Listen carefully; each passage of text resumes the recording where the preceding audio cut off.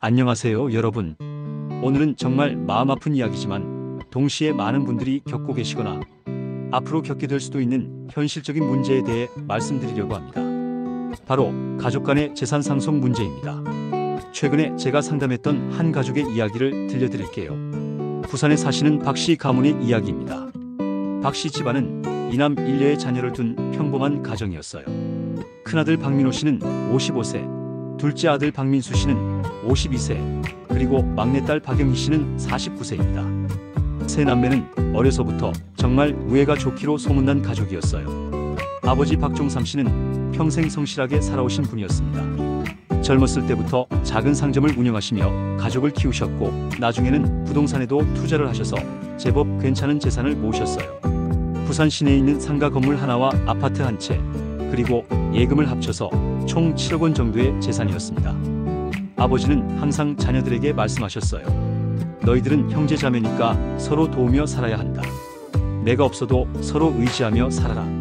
그런데 작년 여름 아버지가 갑작스럽게 심장마비로 돌아가시게 되었습니다. 갑작스러운 일이라 유언장을 남기지 못하셨어요. 장례를 치르는 동안에는 세 남매가 모두 슬픔에 잠겨 있었고 서로를 위로하며 이제 우리끼리라도 더 잘 지내자고 다짐했습니다. 그런데 문제는 49제가 끝나고 나서부터 시작되었어요. 큰아들 민호 씨가 먼저 입을 열었습니다. 이제 아버지 재산 정리를 해야 할 것 같은데 우리 한번 얘기해보자. 처음에는 큰 문제 없이 진행될 것 같았어요. 법적으로는 배우자가 없으니 자녀들이 균등하게 나눠 가지면 되는 상황이었거든요. 한 사람당 약 2억 3천만 원씩 나오는 계산이었습니다.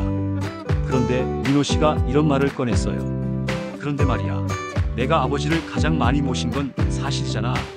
아버지 병원 일도 내가 다 했고 명절마다 내가 집에 와서 아버지 모셨잖아. 동생 민수 씨가 반박했습니다. 형, 그렇긴 하지만 법적으로는 똑같이 나눠 갖는 게 맞지 않나? 그리고 나도 내 나름대로 아버지께 효도했다고 생각하는데. 막내딸 영희 씨는 중간에서 오빠들, 우리 이런 얘기 하지 말자. 아버지가 들으시면 얼마나 속상하시겠어라고 말렸지만 두 형제의 갈등은 이미 시작되고 있었어요. 민호 씨는 점점 목소리가 커졌습니다. 아니, 내가 30년 동안 매주 아버지 안부 여쭈었고 아버지 편찮으실 때마다 병원 모시고 다녔는데 그냥 균등하게 나누자는 게 말이 되나? 민수 씨도 지지 않았어요. 형이 그렇게 계산하고 싶다면 나도 할 말이 있어. 아버지 사업하실 때 내가 얼마나 도움드렸는데, 그리고 아버지 부동산 살 때도 내가 조언했잖아. 이런 식으로 말다툼이 계속되면서 결국 세 남매는 변호사를 찾아가게 되었어요. 처음에는 법적인 조언만 들어보자는 차원에서 시작했지만 점점 서로의 입장이 굳어지기 시작했습니다. 민호 씨 측에서는 기여분을 인정받아야 한다며 전체 재산의 40% 정도를 요구했고 민수 씨와 영희 씨는 법대로 균등분할하자고 맞섰어요. 그러면서 어떤 일들이 벌어졌을까요? 먼저 가족 모임이 완전히 끊어졌습니다. 명절에도 각자 따로 지내게 되었어요. 그동안 함께 모여서 아버지 제사를 지내던 가족이었는데 이제는 서로 얼굴 보기도 싫어하는 사이가 되었습니다. 두 번째로는 각자의 가족들까지 갈등에 휘말리게 되었어요. 민호 씨 부인과 민수 씨 부인 사이도 어색해졌고 사촌지간인 아이들도 서로 만나지 않게 되었습니다. 세 번째로는 동네에서도 소문이 났어요. 박씨 집 형제들이 재산 때문에 법정 다툼한다더라. 이런 식으로 말이죠. 그동안 모범적인 가족으로 알려졌던 박씨 집안이 순식간에 동네 화제거리가 되었습니다. 그렇게 1년이 지났습니다. 법정 다툼은 계속되었고 변호사 비용만 해도 수천만 원이 들어갔어요. 그런데 정작 아무도 행복하지 않았습니다. 민호 씨는 밤잠을 설치기 시작했어요. 동생들과의 갈등 때문에 스트레스가 쌓여서 혈압도 올라가고 소화도 잘 안 되었습니다. 회사 일에도 집중이 안 되어서 실수를 연발했어요. 민수 씨도 마찬가지였습니다. 형에 대한 원망과 분노로 인해 우울증 증세까지 보이기 시작했어요. 부인이 이렇게 살 바에야 그냥 포기하자고 말할 정도였습니다. 막내딸 영희 씨는 중간에서 가장 고통스러워했어요. 오빠들 사이에서 전화 받기도 무서워하고 명절 때면 혼자 울면서 아버지 제사를 지냈습니다. 그러던 어느 날 민호 씨가 우연히 라디오에서 한 스님의 법문을 듣게 되었어요. 그 스님께서 이런 말씀을 하셨습니다. 보살님들, 탐욕이 얼마나 무서운 것인지 아십니까? 탐욕은 가족을 원수로 만들고 형제를 남남으로 만듭니다. 부처님께서는 탐욕은 모든 고통의 뿌리라고 하셨습니다. 그 순간 민호 씨는 번개를 맞은 것 같았다고 해요. 자신이 지난 1년 동안 무엇을 하고 있었는지 깨달은 거죠. 내가 정말 7억 원 때문에 30년 우애 깊던 동생들과 원수가 되었구나. 아버지가 이 모습을 보시면 얼마나 속상하실까. 민호 씨는 그날 밤 잠을 이루지 못했어요. 그리고 다음날 아침 절을 찾아갔습니다. 그곳에서 만난 주지 스님께 모든 사정을 털어놓았어요. 스님께서는 차분히 들어주신 후 이렇게 말씀하셨습니다. 보살님, 부처님께서 말씀하신 가르침 중에 사무량심이라는 것이 있습니다. 자비, 연민, 기쁨, 평등의 마음인데 특히 가족에게는 이 마음이 가장 중요합니다. 스님께서는 구체적인 해법을 알려주셨어요. 첫 번째는 탐욕 내려놓기였습니다. 보살님, 돈은 생긴 것이 둥글어서 돌고 돌면서 움직입니다. 하지만 가족의 정은 한번 깨지면 다시 회복하기 어려워요. 무엇이 더 소중한지 생각해 보세요. 스님께서는 부처님께서 왕자의 신분을 버리고 출가하신 이야기를 들려주셨어요. 재물에 대한 집착을 버릴 때 진정한 자유와 행복을 얻을 수 있다는 가르침이었습니다. 두 번째는 보시의 마음 기르기였습니다. 보살님, 베풀수록 더 많이 받게 됩니다. 이것이 우주의 법칙이에요. 동생들에게 조금 더 양보한다고 해서 보살님이 손해보는 것이 아니라 오히려 더 큰 복을 받게 될 것입니다. 스님께서는 보시바라밀에 대해 설명해 주셨어요. 재물을 나누는 것이 단순히 손해가 아니라 공덕을 쌓는 일이라는 말씀이었습니다. 세 번째는 화합의 소중함 깨닫기였습니다.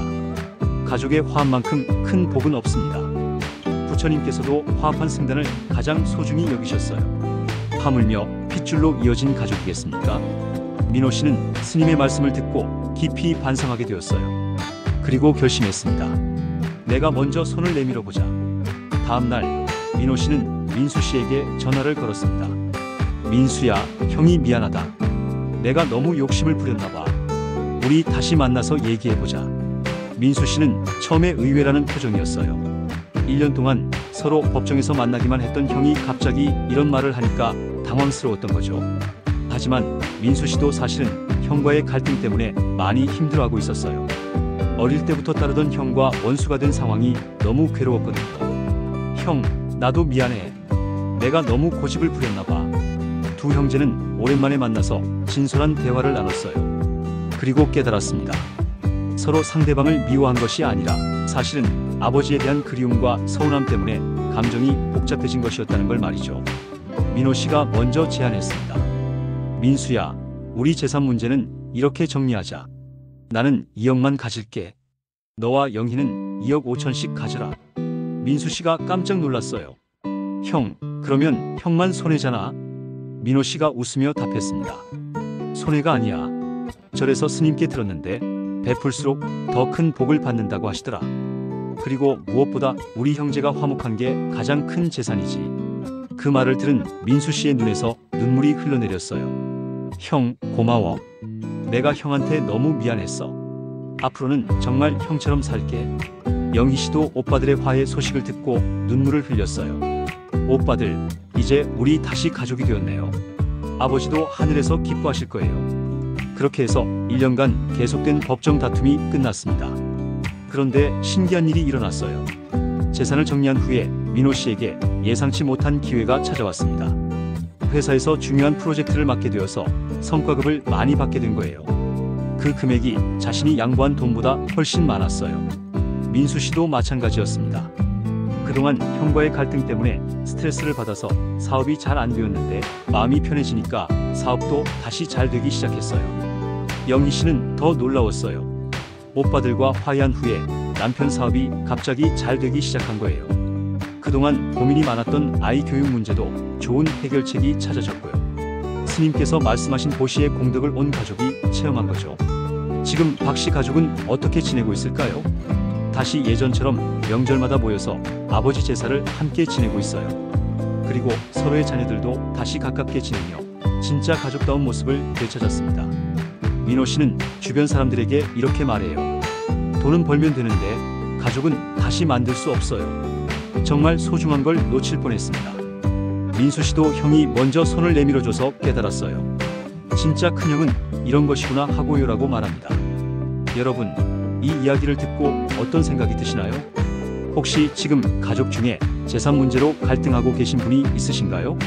형제자매끼리 또는 부모님과 자녀 사이에 돈 때문에 마음이 상하신 적이 있으신가요? 그렇다면 오늘 박씨 가족의 이야기를 한번 되새겨보세요.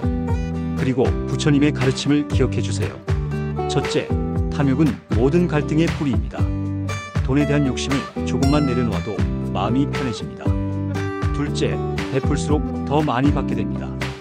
이것은 부처님께서 약속하신 우주의 법칙이에요. 셋째, 가족의 화합보다 소중한 재산은 없습니다. 돈은 다시 벌 수 있지만 깨진 가족 관계는 회복하기 어려워요. 마지막으로 한 가지만 더 말씀드리고 싶습니다. 재산 상속 문제는 단순히 돈의 문제가 아니에요. 그 안에는 누가 부모님을 더 사랑했는가, 누가 더 인정받고 싶은가 하는 깊은 감정들이 숨어 있어요.